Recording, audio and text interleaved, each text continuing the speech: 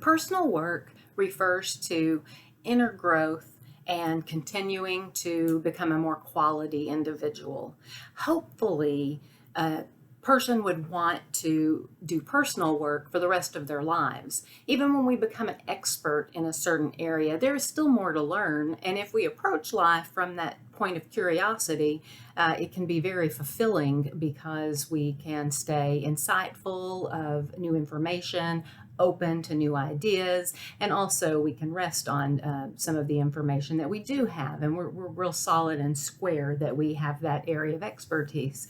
But no one knows everything, and no one is an expert in every area. Even if we are experts in many areas and know a lot about a lot of things, there's always an area to improve and grow.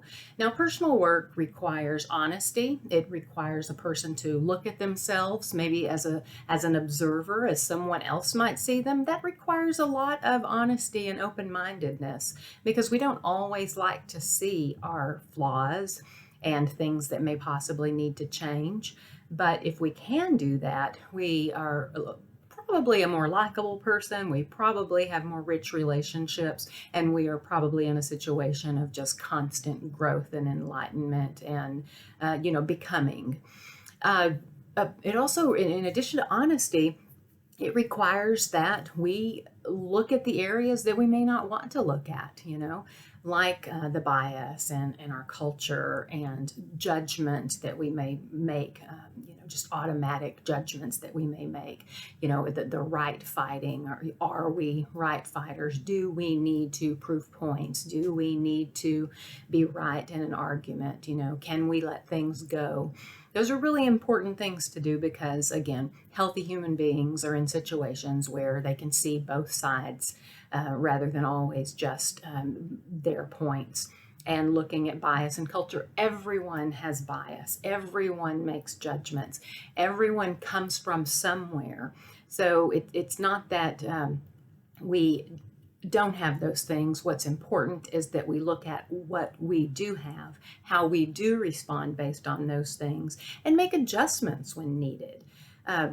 Judgment is something that we need, but we don't need to use in a negative way.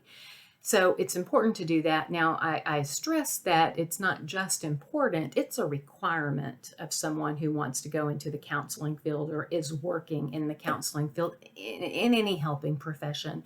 Because if you aren't insightful and aware of the judgments and the bias and the culture you were raised in and the right fighting and all of the topics that we discuss, you will harm someone. And ethically, you can't do that. You can't practice as a counselor if you come from a place of negative judgments, bias, even positive judgments and bias. We have to be client-centered. We have to focus on what's important to the client, not what's important to us.